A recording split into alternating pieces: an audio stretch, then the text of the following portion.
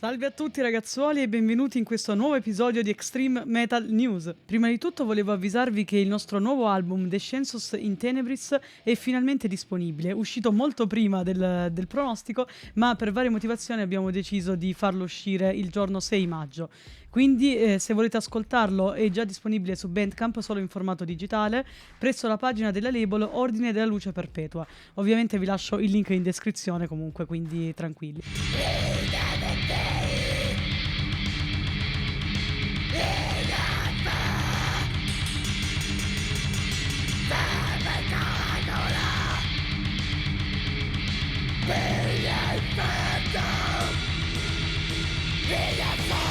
Come sempre vi ricordo di iscrivervi al canale qualora foste interessati al mondo del metal estremo e a quello che riguarda la nostra musica, a lasciare un mi piace e a lasciare un commento. Detto questo, iniziamo con il video.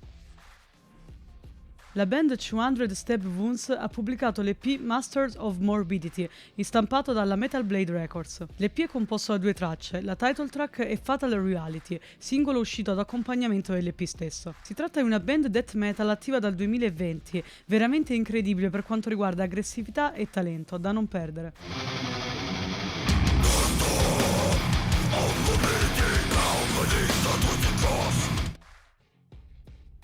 In attesa del 30 giugno, giorno in cui arriverà il loro terzo album in studio, ovvero No Mercy from Electric Eye, i Death Ray Vision pubblicano un nuovo singolo chiamato Behead the King, tratto appunto dall'album sopracitato e accompagnato da videoclip ufficiale. Parlammo tempo fa in una news di questa band. Si tratta di un gruppo a cavallo tra alternative metal e hardcore punk, che questo singolo veramente promette molto bene, quindi non vedo l'ora che esca l'album.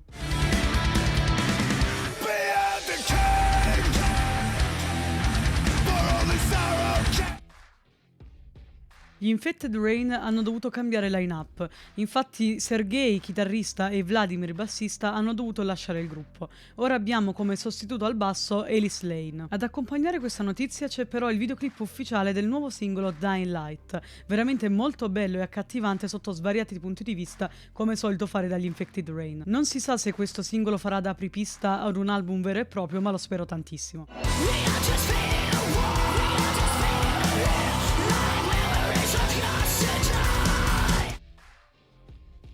È ufficiale, il Bang Your Head Festival, storico festival tedesco attivo dal 1996, chiude i battenti. Purtroppo, come hanno spiegato gli organizzatori, per motivi economici e di organizzazione che nel 2023 sono ben diversi rispetto a quelli del 2019, non sarà più possibile tenere questo festival. Si chiude quindi una grande pagina di storia per un festival tedesco veramente importante, arrivato alle 24 edizioni. Ovviamente gli organizzatori si stanno già impegnando non solo per il rimborso biglietti, ma anche per un eventuale scambio con un altro festival tedesco molto importante, ovvero Rock of Ages.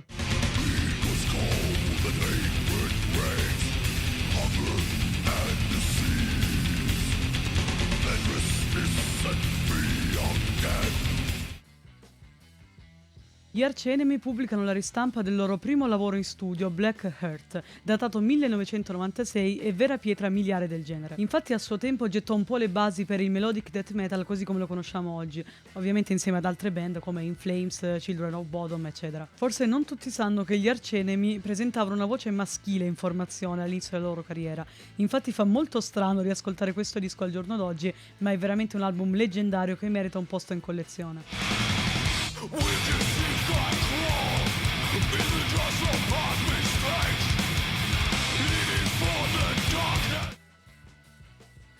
Il cantante Duncan Bentley è stato allontanato dalla band Vulvodynia per aver attentato alla vita del batterista Thomas Hughes. Il gruppo dice che non è stata la prima volta per lui presentare un comportamento aggressivo e violento.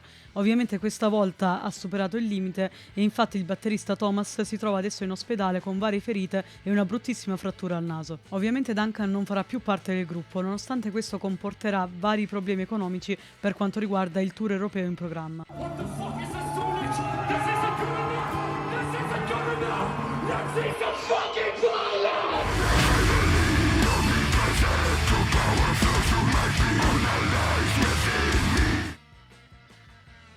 I Mother Augusta, band proveniente da Parma, rilasciano il loro secondo full length in carriera, ovvero Low Likes, stampato dalla Black Blood Records. Si tratta di un black metal dalle forti tinte depressive e doom, che ricorda molto i primissimi lavori dei Forgotten Tomb, assolutamente da non perdere.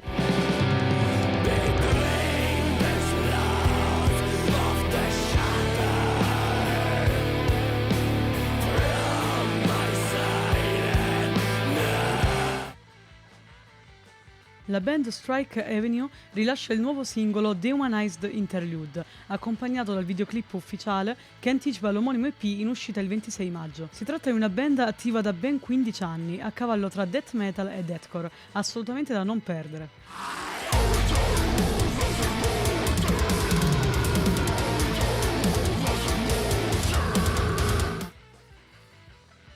Con un po' di ritardo vi riporto l'ultima uscita della band Necrotitus, ovvero il disco Accadde domani. Si tratta, come sempre parlando di questo progetto, di un depressive black metal veramente con i fiocchi, con uno scream molto particolare, veramente molto emotivo ed emozionale. Fra l'altro, tra non molto dovrebbe uscire questo disco in formato fisico. Inoltre, pochi giorni fa il progetto ha rilasciato un singolo chiamato The Mysteries Dom Satanas, ovviamente tributo ai Mayhem.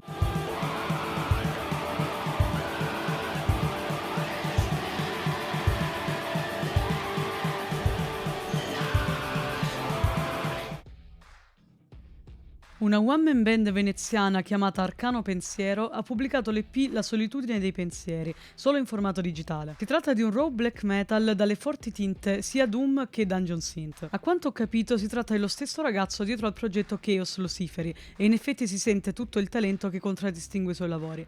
Dateci un ascolto che merita veramente tantissimo.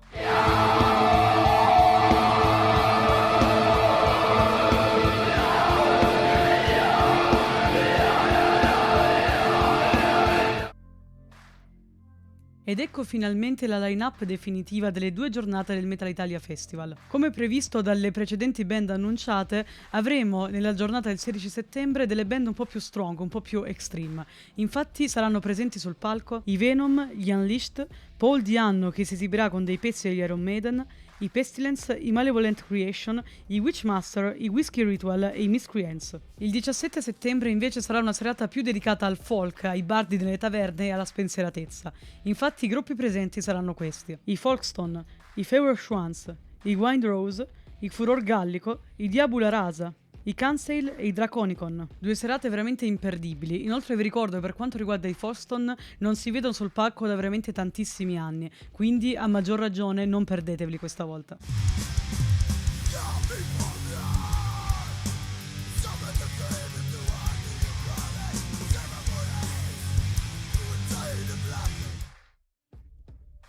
Io vi ringrazio per aver seguito il video fino a qui, vi invito ancora una volta ad iscrivervi al canale, a lasciare un mi piace se vi è piaciuto il video e a lasciare un commento nel quale mi indicate che cosa ne pensate delle notizie di questa settimana. E noi ci vediamo presto per un prossimo video. Lead the Fire!